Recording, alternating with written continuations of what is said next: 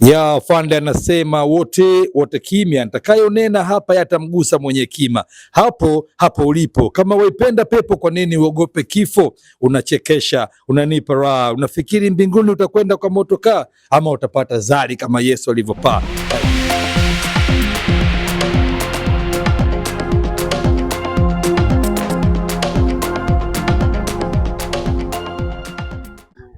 Mtazamaji, ni kwamba unayemuona huyo ni Dr. Riziki Mkali Malela, yuko ndani ya vazi hilo. Mtazamaji, kama unavyoona ni vazi la asili. Hapa anakwenda kuzungumza na waandishi wa habari kuhusu tukio la uzinduzi wa maadhimisho ya miaka minne ya kituo kikuu cha huduma za asili pamoja na matambiko Afrika Mashariki na Kati. Kwa hiyo ningependa mtazamaji, twende moja kwa moja upate kumsikiliza Dr. Riziki Mkali Malela akizungumza kuhusu tukio hilo. Karibu mtazamaji uweze kumsikiliza.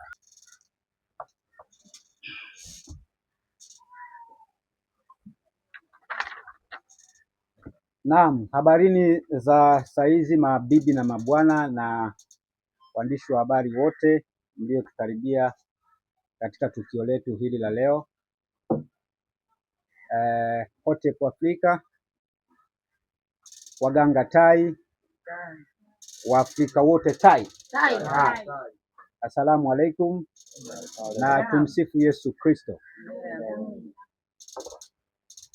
Awali ya yote, kwanza naomba niwashukuru sana ndugu waandishi wa habari katika ujio wenu wa kuja kuchukua ujumbe wetu hapa na kuweza kuwasilisha duniani kote. Niwashukuru sana kwa nafasi ya kipekee. Lakini sambamba na hilo, wadau mbalimbali wamejitokeza hapa,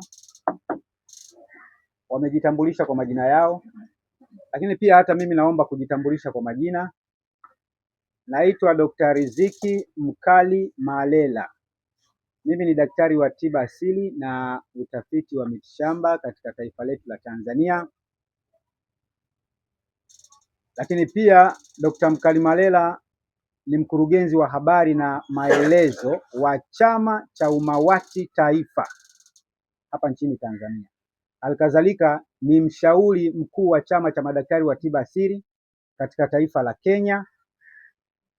Lakini pia ni mwenyekiti wa Chama cha Umawati Taifa wilaya ya Kinondoni. Kwa hivyo kwa nafasi hizo, nafikiri sasa moja kwa moja nitaenda kutoa taarifa ya jambo letu muhimu ambalo liko mbele yetu kwa niaba ya uongozi mzima wa Umawati, lakini pia na Wanaafrika kwa ujumla. Ndugu waandishi wa habari, tumewaiteni hapa leo kwa lengo la kuwapasha habari katika tukio hili muhimu la uzinduzi na maadhimisho ya miaka minne ya kituo kikuu cha huduma za tiba za asili pamoja na matambiko Afrika Mashariki na Kati, chenye makao yake makuu nchini Tanzania katika mkoa wa Pwani, wilaya ya Chalinze, kata ya Kibindu, kijiji cha Kwamsanja. Maadhimisho haya yanatarajia kufanyika tarehe 15, 16 na 17 ya mwezi wa 8, 2026. Na miongoni mwa huduma zitakazotolewa katika maadhimisho hayo, huduma ya kwanza ni huduma za kimatibabu bure kwa maradhi ya kiroho na kimwili kwa muda wote wa siku 3 hizo. Jambo la pili litakalofanyika hapo,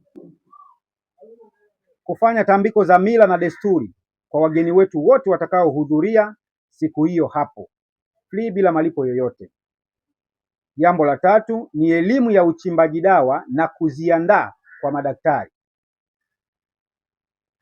Na jambo la 4, ulishaji wa sadaka kwa mzimu wa Mwafrika. Lakini naomba niweke sawa hapa kama alivyotoka kuweza kuzungumza katibu kwamba si vizuri sana tukatumia neno mzimu, kwa sababu bado inahitajika elimu pana sana kwa Waafrika, sio Watanzania peke yake, kwa Waafrika walitambue neno mzimu. Wenzetu wazungu wanatumia spirit au shirini, ni neno lile lile moja. Sisi Kiswahili tunasema mzimu, lakini wenzetu wazungu wanatumia spiriti au shirini, na si kana kwamba hawatambiki hawa, wanatambika tena kwa herufi kubwa.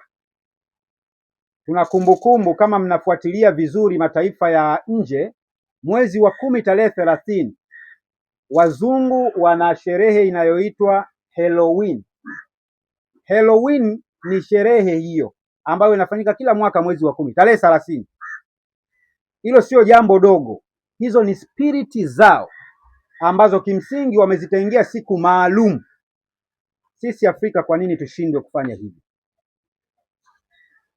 Kwa hivyo, ndugu waandishi wa habari, tukio letu muhimu hilo linatarajiwa kuhudhuriwa na mgeni wetu rasmi ambaye ni Mheshimiwa Mwinshehe Shabani Mlao. Huyu ni mzee maarufu wa mkoa wa Pwani na mzee wa karne ya 20, lakini pia huyu ni mwenyekiti wa Chama cha Mapinduzi katika mkoa huo wa Pwani. Katika safari yake ya kuhudhuria maadhimisho hayo ya miaka minne ya mzimu wa Mwafrika, ataambatana na baadhi ya madisi na wabunge wa mkoa huo. Ndugu waandishi wa habari, maadhimisho haya yanatarajiwa kuhudhuriwa na baadhi ya wataalamu wa tiba za asili na jadi kutoka kwenye mataifa mbalimbali Afrika Mashariki na Kati, ikiwemo Tanzania, Kenya, DRC Congo, Rwanda, Burundi, Uganda, South Africa na baadhi ya nchi zingine. Ndugu waandishi wa habari, lengo kuu la kuanzishwa kwa kituo hicho cha huduma za matambiko ni kuwaunganisha Waafrika wote duniani kurudi kwenye asili yao, lakini pia kuhakikisha kwamba tunatunza tamaduni zetu barani Afrika kwa maslahi ya vizazi vya leo na vijavyo, kwa sababu tukizingatia vizazi vyetu vya Kiafrika kwa sasa vimekuwa ni vya kupotea kila kukicha. Unaweza ukajikuta mtoto wa umri wa miaka 25, mtoto wa kike, hana uwezo wa kumpikia chakula baba yake wala mume wake.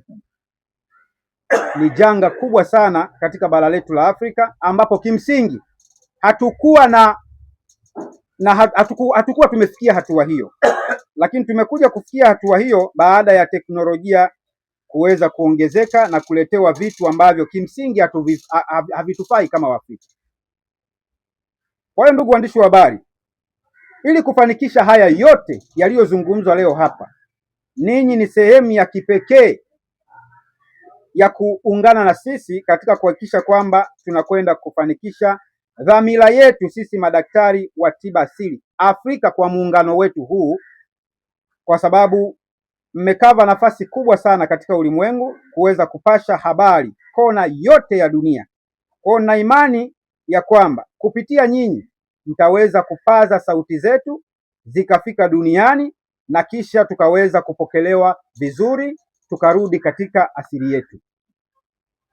Lakini pia kwa nafasi ya kipekee naomba nitumie fursa hii kuweza kuziomba serikali zetu za Afrika, Tanzania, Rwanda, Burundi, Kongo, Malawi na nchi zingine za Afrika kuungana na sisi madaktari wa tiba asili katika elimu tunazozitoa, na ikiwezekana katika elimu za ukuu wa Mwafrika zikaanzishwa mashuleni kwa lengo la kuweza kufikia malengo tunayoyakusudia.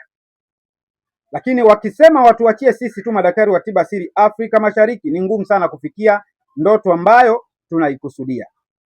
Kwa hivyo, kwa hayo machache ndugu waandishi wa habari, naomba nitumie fursa hii kusema asanteni sana katika kukaribia wito wetu huu, ambapo kimsingi tuna imani kabisa kwamba yaliyozungumzwa yote hapa mtayafikisha duniani. Lakini pia kwa nafasi ya kipekee niwakaribishe madaktari wa tiba asili Tanzania na duniani ambao hawana taarifa ya jambo hili, bila kujali vyama vyao, basi waweze kufika kwa lengo la kuweza kuelimika zaidi na kuwasaidia Wanaafrika wote kwa ujumla watakaojumuika nasi katika tukio hilo la maadhimisho ya miaka minne ya mzimu wa Afrika pamoja na uzinduzi. Asanteni sana wanahabari. Naomba nitumie dakika moja au sekunde kukaribisha maswali kwa ninyi waandishi wa habari. Angalau kama una swali lolote ambalo, sitaki uondoke na kinyongo hapa. Kama una swali lolote uliza hapa, utajibiwa kwa wakati. Hata kama ni swali moja tu, ningependelea kila mmoja akauliza hata swali moja kwa niaba ya wengineo ambao hawako hapa, wanaofuatilia katika mitandao ya kijamii, pengine wangetamani kuuliza lakini anashindwa kuuliza kwa sababu hayupo eneo hili. Sasa kupitia ninyi waandishi wa habari, na imani ya kwamba mtakuwa na maswali ya kuweza kuuliza ambayo yatakuwa yenye faida kwa watazamaji pamoja na wasikilizaji. Asanteni na karibuni katika maswali. Karibu. Asante. Hongereni kwa jambo hilo. Filamu nyingi zimekuwa zikiwatambulisha mizimu kama dude la kutisha. Naam. Mzimu kama ni kitu cha kuogopesha kibaya. Pengine kwa kutumia fursa hii mngetuelewesha mzimu ni nini? Ni kiumbe kinaonekana vipi? Je, kwa nyakati hizi kinaonekana bado? Kwa maana hiyo hata wewe ukifa unaweza kuwa mzimu? Tueleweshe juu ya hiyo. Naam, nafikiri asante kwa swali lako. Sijajua umetokea media gani? Paza Sauti. Asante kwa swali lako. Anataka kujua mzimu ni kitu gani, ni kitu la namna gani, ndicho anachotaka kujua. Lakini nafikiri mwanaharakati wa Ukuu wa Mwafrika alitoka hapa Chionda, alifafanua kidogo, akasema mzimu ni nafsi iliyoacha mwili. Kana kwamba hata wewe leo ukifa, tunasema binadamu hafi. Kiasili binadamu hafi, isipokuwa naacha mwili tu. Kwa hiyo hata wewe unapoacha mwili tayari utakuwa ni mzimu vile vile. Na unasema kwamba ni kitu ambacho kinaonekana. Mzimu ni kitu ambacho hakionekani, lakini una uwezo wa kuwasiliana nacho, ima kwa mfumo wa kiroho au kwa mfumo wa ndoto. Unao uwezo wa kuwasiliana nacho na kikakupa majibu ambayo unayoyataka. Kikubwa tu ujenge utamaduni wa kuwa closed na chenyewe. Wewe una mababu zako ambao tayari walishaacha mwili. Una mababu zako upande wa kwa mama yako, una mababu zako upande wa kwa baba yako, walishaacha mwili. Kiasili yao ndo tunasema mizimu wenyewe, spirit. Sio, umenipata vizuri? Kwa hiyo unapokuwa na utamaduni wa kufanya matambiko katika mila na desturi, ni rahisi wao kuwa karibu na wewe na kukupushi kwenye mambo yako pia. Si kana kwamba kuwa karibu na wao na ni tayari unakuwa unawaabudu. Hapana. Anayeabudiwa peke yake ni Mwenyezi Mungu. Hilo linajulikana duniani kote. Kwa hiyo kuwa closed na mizimu yako sina maana ya kwamba na kufundisha uende sasa ukaabudu mizimu. Hapana. Ndipo nikasema kwamba panahitajika elimu kubwa sana. Panahitajika elimu kubwa sana, watu tuelewe haya mambo kwa undani zaidi.